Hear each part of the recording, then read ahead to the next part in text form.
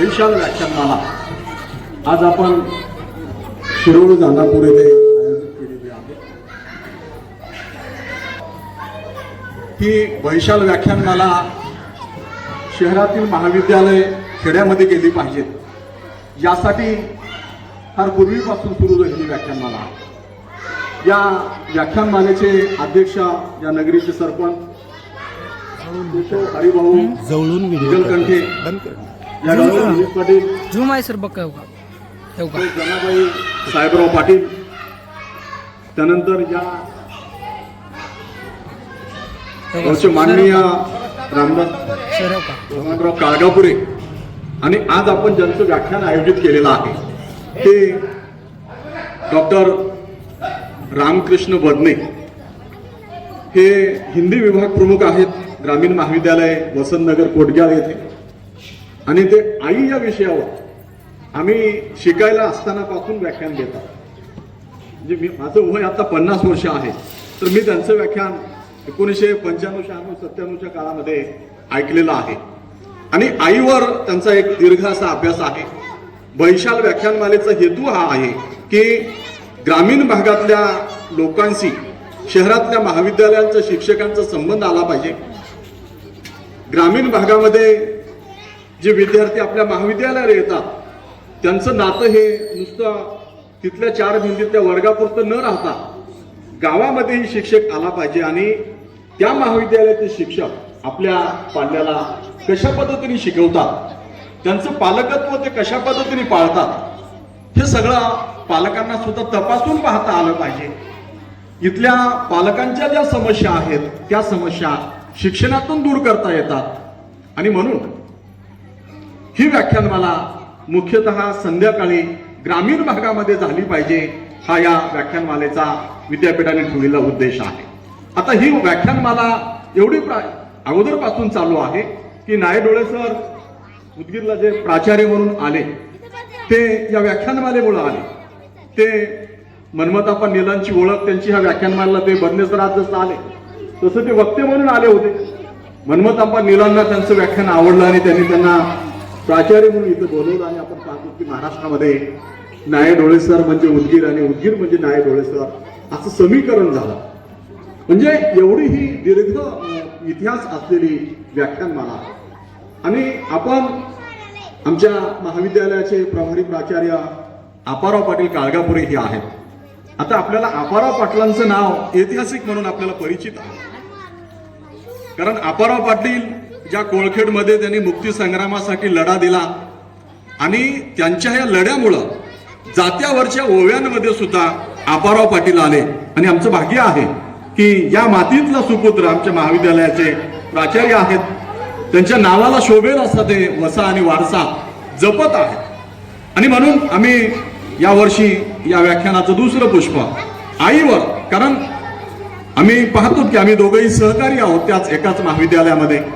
काळगापुरे सरांनी आईची सेवा केली, गुणवंतराव काळगापुरे सर आहेत, ही सगळी बंधू एवढं प्रेमाने राहतात। कारण आपण रामायण महाभारतातल्या कथा उगी पुराण कथा म्हणून वाचतो ऐकतो, पण हे कुटुंब रामायणातल्या संस्काराचा वारसा वसा जपते आहे हे आपल्याला प्रत्यक्ष पाहायला मिळते।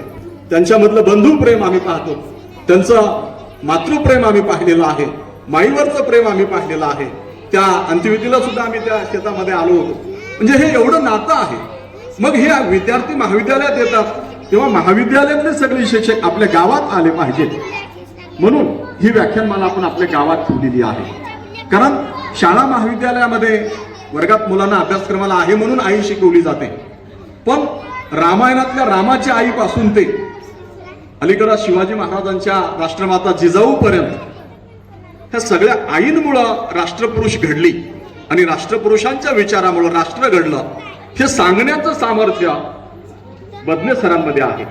हे आई या विषयावरच नाही तर ते कीर्तनकार आहेत, त्यांना नैसर्गिक दैवी देणगी म्हणून आवाजामध्ये एवढं गोडवा आहे, ते तबला पेटी तालसूर काही नसताना अत्यंत पट्टीवर सुरावर येतात आणि गीत सुद्धा गातात। आणि म्हणून श्यामची आई आणि आपल्या सगळ्यांना आई आठवावी, कारण आईचं वर्णन म्हणजे आपण कागदावर पेनशाहीने कवितेत ह्याच्यात करू शकत नाही, असं एवढं ते आहे। आणि आज माय मराठीचा, मराठी भाषेचा गौरव दिन आहे.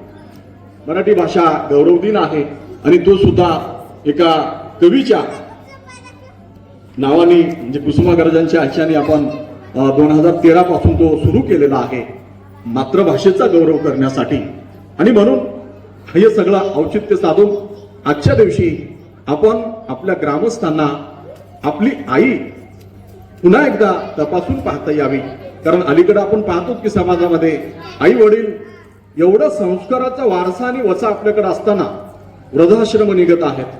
हे असं का होते आहे हा प्रश्न आपल्याला भेडसावतो. आणि म्हणून पुन्हा एकदा आपल्या नवीन पिढीकडे आपण हा आई वडिलांच्या सेवेचा वसा हस्तांतरित केला पाहिजे.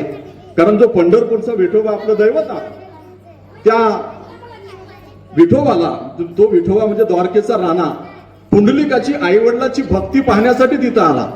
युगे 28 तो विटेवर उभा आहे. पण पुंडलिकाने त्याला काय सांगितलं की मी आई वडिलांची सेवा करतो आहे, मला वेळ नाही. देव भेटायला आला तरी पुंडलिक देवाला भेटायला गेला नाही, तो आईच्या सेवेमध्ये मग्न आहे. आणि असा कसा काय आईची सेवा तो करतो आहे हे पाहण्यासाठी देवाला मोह आवरला नाही म्हणून तो युगे 28 कमरेवर हात ठेवून विटेवर उभा आहे. तर असा पुंडलिक या गावामध्ये अपाराव पाटील, गुणवंतराव पाटील ही लोक आहेत. तर हा वारसा पुढच्या पिढीकडे गेला पाहिजे यासाठी म्हणून ही व्याख्यानमाला आहे. निश्चितच या व्याख्यानमालेमध्ये त्याच तोडीचा वक्ता आपण बोलवलेला आहे. समस्त गावकऱ्यांच्या वतीने श्री हावडी स्वामी महाविद्यालय, भारत लिबरल एज्युकेशन सोसायटीच्या वतीने मी संपूर्ण ग्रामस्थांचा मनपूर्वक स्वागत करतो, बदने सरांचं स्वागत करतो. आणि तुमच्यामध्ये आणि वक्त्यामध्ये अधिक वेळ न थांबता माझं हे प्रास्ताविक इथंच थांबवतो. धन्यवाद. जय हिंद, जय महाराष्ट्र. धन्यवाद सर. आपण या कार्यक्रमाचं प्रास्ताविक अत्यंत थोड्या शब्दात या ठिकाणी करून दिलात. तसेच आजचे प्रमुख वक्ते आदरणीय रामकृष्ण बदने सर यांच्या आई या विषयावर जे व्याख्यान होणार आहे त्या व्याख्यानाची पार्श्वभूमी आपण या ठिकाणी आम्हाला सांगितलं, त्याबद्दल आपले